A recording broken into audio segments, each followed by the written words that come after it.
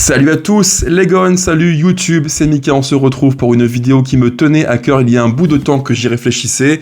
Vous m'écrivez souvent en message, Mika, peux-tu nous dire quelle serait ta compo idéale pour l'OL, ton 11 préféré pour organiser le jeu de l'Olympique Lyonnais? Sauf que pour moi, je vous le dis souvent, une compo c'est bien plus compliqué que 11 joueurs que l'on met sur une feuille ou sur un écran d'ordinateur, c'est bien plus complexe que ça. Un 11 de joueurs, c'est à la fois des profils que l'on va prendre privilégiés par rapport à d'autres et aussi des principes de jeu que l'on veut organiser avec, sans ballon. Comme vous le voyez, pour moi, une compo c'est bien plus que 11 joueurs que l'on va mettre sur un terrain, c'est bien plus qu'un 4-3-3, bien plus qu'un 4-2-3-1, bien plus qu'un 3-5-2, c'est en fait des joueurs que l'on va associer, des profils que l'on va combiner l'un par rapport à l'autre pour obtenir à la fin un rendu collectif intéressant avec et sans ballon. Mais avant de commencer les gars, n'oubliez pas, si vous aimez le contenu, pensez à liker, commenter, activer la cloche, partager et vous abonner. On est quasiment 4000, c'est juste monstrueux. Et je vous fixe un but qui me paraît accessible. Objectif 4000 abonnés d'ici fin septembre, ça me paraît largement jouable. Je compte sur vous les amis. Allez, c'est parti pour la vidéo. Tactique, quelle serait ma compo pour l'Olympique Lyonnais? En préambule, deux petites précisions, je répète, je le dis encore et encore, je ne suis qu'un passionné, un amoureux de foot depuis maintenant très très longtemps, et je ne ferai jamais de leçons à des gens, à des coachs qui ont les diplômes officiels pour coacher. Je ne suis rien ni personne, juste un amoureux de ballon rond, pas plus, pas moins. Et deuxième précision qui me paraît elle aussi très importante, je rappelle qu'une compo ce n'est pas seulement 11 joueurs que l'on met sur un terrain, c'est bien plus que ça, il y a différentes phases dans un match, différents moments du match, avec ballon, sans ballon, en pressing, contre-pressing, en transition, attaque, défense, défense-attaque, bref, une compo c'est bien plus complexe que simplement un 4-3-3, 3-5-2 ou 4-2-3-1. Précision qui me paraissait importante de vous dire avant de commencer et d'entrer en explication dans le vif du sujet. Alors ma compo de départ, quelle serait-elle? Je précise bien qu'elle est sans ballon, je le redis, elle est sans ballon, donc en phase défensive pour récupérer les ballons. Je serai donc en 4-4-2 voire 4-2-3-1. En défense, une ligne de 4 avec Tagliafico, Niakate, Tchaleta-Tsar plus Maitland-Niles. Deux pivots qui là poseront peut-être question, y compris dans mes choix, parce que là encore j'ai beaucoup hésité, mais il fallait faire un choix et n'ayant pas de formule idéale, j'ai choisi Matic plus Veretout. Deux joueurs créatifs excentrés à gauche Fofana et à droite Cherki, j'en parlerai pourquoi après, et devant un duo qui me paraît intéressant et qui a montré qu'il pouvait être de vrais dangers poison pour l'équipe adverse, un duo Mikotadze, Alexandre Lacazette. Pour moi, le 4-4-2, c'est peut-être en termes d'équilibre de pressing, le schéma le plus facile pour être efficace dès la perte du ballon. Défensivement, ma consigne serait simple, je demanderai à mes deux numéros 9, Miko plus Lacazette, d'aller presser très vite et d'écarter le plus possible les centraux adverses qui ont donc le ballon en possession pour les forcer à jouer sur les côtés. Parce que souvent en Ligue 1, on n'a pas affaire à des top relanceurs, bien souvent c'est compliqué de trouver sur une bonne passe quelqu'un sous pression, et ça c'est un point sur lequel j'irai mettre l'accent. Je pense qu'il faut aller presser, chercher les centraux qui sont pas toujours à l'aise à la relance, pour les forcer à jouer long le plus vite possible. Mais là encore précision qui me paraît importante, souvent j'entends dire le pressing il faut aller chercher, gratter les ballons. Ce n'est pas que ça, c'est bien plus que ça. Quand on parle de pressing, c'est à la fois une motivation pour aller récupérer vite le ballon, mais c'est aussi le fait de faire la bonne course de pressing pour forcer le porteur à jouer sur une zone qui n'est pas pour lui confortable. Et c'est pour ça que les deux numéros 9 doivent faire des courses de l'intérieur vers l'extérieur pour forcer le central à le plus possible écarter et jouer long. Ça c'est la phase 1 du pressing. Phase 2 elle est aussi très très simple. Une fois que le central axe gauche, axe droit trouve le latéral droit ou latéral gauche sur le côté pour trouver un chemin de relance, il faut forcer le porteur du ballon à jouer soit très long vers l'ailier gauche ou l'ailier droit, soit alors, comme je vous le mets à l'écran, le forcer à trouver une solution dans le cœur du jeu vers un numéro 8 relayeur ou un numéro 6. Et c'est là que le pressing se déclenche. Il faut que les deux joueurs de côté, Fofana ou alors ici en l'occurrence Cherki à l'écran, les deux viennent couper très vite la ligne de passe pour intercepter. Et à ce moment-là, on déclenche la phase 3 du pressing. Les quatre joueurs du cœur du jeu, donc en l'occurrence Cherki, Veretout, Matic, Fofana, viennent donc presser en bloc pour accompagner Lacazette plus Mikotadze. Ça, c'est un pressing de bloc et d'équipe qui, pour moi, en 4-4-2, est vraiment efficace. C'est vraiment tout l'intérêt du 4-4-2, 4-2-3-1 en phase défensive, donc de pressing. Sans ballon, on va presser les deux centraux adverses qui, eux, ont le ballon, qui vont donc écarter sur les côtés, vers les latéraux gauche ou droit. Et tout de suite, dès que le latéral fait la passe vers l'ailier ou dans le cœur du jeu, le numéro 8 ou numéro 6, il faut aller presser, intercepter, couper la ligne de passe, et là, on déclenche le pressing collectif pour enchaîner vers une transition défense-attaque. Le 4-4-2 pour moi est un schéma vraiment idéal pour faire ça. Et là, je vous connais par cœur, les amis. Vous allez me dire, Mika, que fais-tu avec ballon? Que devient ton 4-4-2 que tu as décrit juste avant? Eh bien, le voici. Avec ballon, le 4-4-2, 4-2-3-1 devient un 3-4-3 appelé 3-4-3 carré magique. Pourquoi?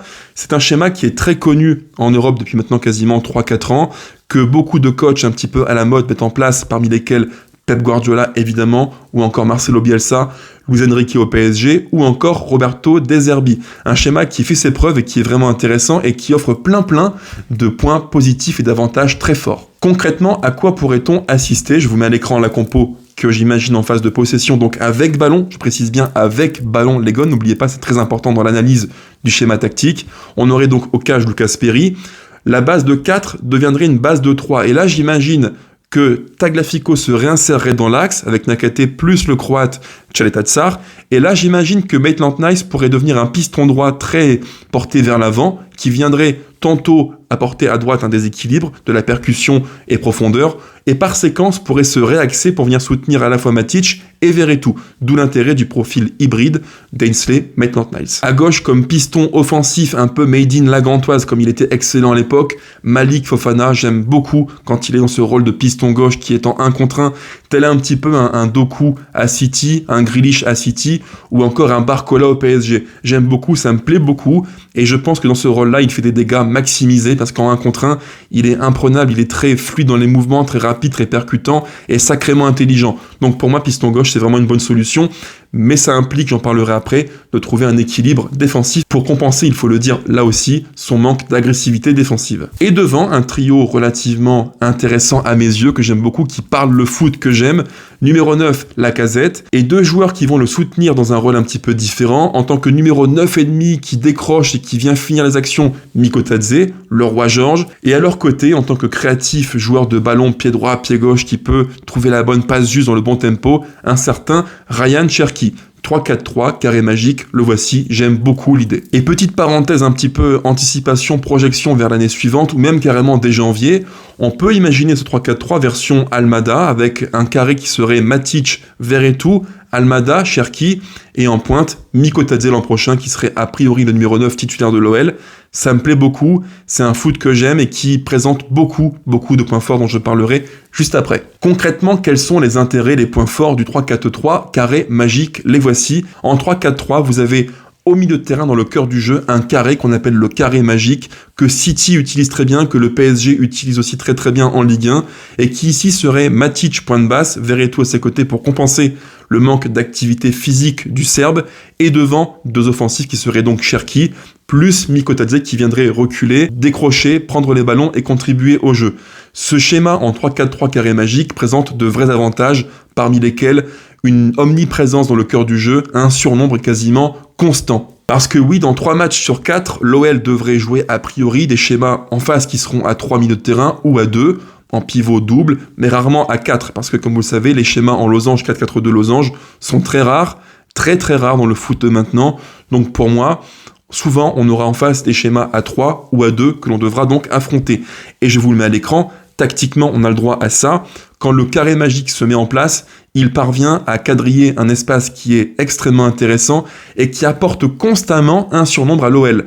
Vous voyez ici, j'ai mis en point rouge les 3 du milieu de terrain du camp d'en face que l'on pourrait affronter. Clairement, c'est visuel, le surnombre se fait naturellement. Les 4 du carré magique sont tellement bien placés en carré, harmonieux, qu'ils écartent, ils étirent les 3 du camp d'en face, qui forcément sont pris dans une tenaille entourée, et nous on a beaucoup de solutions. D'ailleurs en termes de mouvement, je vous mets aussi à l'écran ce que ça pourrait un petit peu donner. Fofana comme piston gauche, c'est une prise de risque que j'assume clairement, j'aime beaucoup le jeu porté vers l'avant, le football offensif mais équilibré, ce qui implique que Tagliafico, qui est un joueur extrêmement intelligent et discipliné, un vrai guerrier tactique, doivent se réinsérer dans le cœur du jeu et être hyper agressif pour anticiper les quelques errements défensifs de Malik Fofana. Dans le cœur du jeu, je vois Matic comme étant un petit peu le joueur d'équilibre qui va venir temporiser, comme il fait très bien, le tempo des matchs. Verretou, lui, aurait plus de liberté pour se projeter vers l'avant, et devant des mouvements assez faciles à comprendre. À droite, Maitland-Niles, qui serait plutôt un joueur de couloir qui pourrait soit aller percuter vers l'avant, prendre l'espace, ou se réinsérer dans l'axe. À gauche, Fofana dans du 1 contre 1 continuel permanent, et devant, Lacazette comme joueur de remise, appui, remise, décrochage, et Mikotadze qui décroche pour prendre ensuite l'espace et venir finir les actions. Ce sont les quelques mouvements basiques que j'imagine pour mon Noël. Maintenant, à l'écran, Autre intérêt très fort du 3-4-3 carré magique, c'est qu'il occupe une largeur extrêmement intéressante. Je vous mets à l'écran ma compo en 3-4-3 carré magique, et en hachuré, donc orange, bleu, rose et puis jaune, vous voyez clairement qu'il y a non pas une ou deux lignes, mais 4 lignes. C'est comme si on avait divisé le terrain en largeur sur 4 lignes assez homogènes, ce qui montre bien que le 3-4-3 en carré magique occupe un espace en largeur vraiment intéressant. En fait, on a quasiment un joueur dans toutes les lignes, dans toutes les zones, et ça c'est un point qui est très fort et qui permet d'avoir une occupation de l'espace vraiment intéressante. Dans la profondeur, idem, là encore le terrain est bien réparti, bien quadrillé, on a grosso modo 5 lignes avec Lacazette pour la première ligne en bleu, en rouge Cherki Mikotadze, en jaune Maitland-Niles plus Fofana, les deux pistons qui sont assez offensifs, en rose les deux pivots qui sont Veretout et Matic, et en noir le trio défensif. Vous avez là encore sur la profondeur une équipe qui est vraiment bien dispatchée, bien répartie. C'est vraiment l'un des intérêts majeurs du 3-4-3. Et par conséquent, une telle occupation de l'espace offre à chaque porteur de ballon une multitude de choix possibles, donc de passes et d'angles possibles qui sont vraiment intéressants. À l'écran, un exemple concret pour que vous compreniez bien de quoi il s'agit. Ici, avec Matic qui a le ballon en phase de possession, et devant lui, il a non pas une, mais deux, mais 4 choix de passes possibles, voire 5, s'il choisit un jeu plus direct vers Lacazette. Donc il a Veretout à sa droite, Fofana à sa gauche en jeu court, en relais court, voire en passe en retrait. Et devant lui, 2 relais qui vont venir décrocher, Cherki, Mikotadze, et une 5e solution bonus pour un jeu plus direct, en l'occurrence Lacazette qui prendrait l'espace pour aller percuter vers l'avant. Mais comme vous le savez, il n'y a pas de schéma tactique idéal, tous ont des défauts, des contraintes qu'il faut assumer, compenser tactiquement par des choix de joueurs, par des déplacements, des mouvements ou des profils aussi qu'on a sous la main. Et là, en l'occurrence, il y a quelques questions qui posent problème. Parmi lesquelles, tout d'abord, un sujet qui me paraît là encore très important que j'évoque souvent en vidéo, le cœur du jeu, la salle des machines, le milieu de terrain, parce qu'on n'a pas ce profil de joueur équilibrant, à vocation défensive, plus dur dans le 1 contre 1 physique. On l'a pas, c'est un constat, et je pense que durant toute l'année, ou alors jusqu'à janvier si mercato il y a d'ici quelques mois, on aura des contraintes dans l'aspect défensif en transition attaque-défense. Parce qu'il nous manque ce profil de joueur plus dur sur l'homme, plus dur dans l'agressivité, plus physique, plus âpre dans les duels, on ne l'a pas. Parce que tout simplement, on n'a pas ce profil de joueur d'équilibre qui peut compenser ce que font les uns par rapport à lui. Ni Tessman, ni Matic, ni Tolisso, ni Veretout, ni Cacré ne peuvent faire ce rôle, ne peuvent occuper cette mission, cette fonction de joueur équilibrant, plus dur sur l'homme, plus agressif, plus dur dans le 1 contre 1, physique donc au duel. Contrainte numéro 2, dans un jeu de pressing, contre-pressing, comme le veut Pierre Sage et comme je l'imagine aussi pour l'OL, il faut des défenseurs qui soient relativement rapides pour prendre l'espace dans leur dos. Là, en l'occurrence, Tchaleta-Tsar, Nakate plus Tagliafico, j'ai des questions sur leur faculté à se retourner, prendre l'espace et réagir vite. Et à mon avis, si j'étais leur coach, je pense que je leur dirais, les gars, vous n'êtes pas très mobile, très rapide, donc il faut trouver une astuce un petit peu autre que votre vitesse et votre mobilité. Donc allez être encore plus agressif vers le porteur du ballon et n'hésitez pas à aller presser très haut, être agressif pour venir harceler le porteur du ballon adverse, comme le fait très bien un certain Moussa Niakhaté. En conclusion, il n'y a pas de schéma idéal, 4-4-2, 4-2-3-1, 4-3-3, 3-5-2, tous les schémas ont des lacunes, des défauts et des qualités, évidemment, c'est le foot qui veut ça.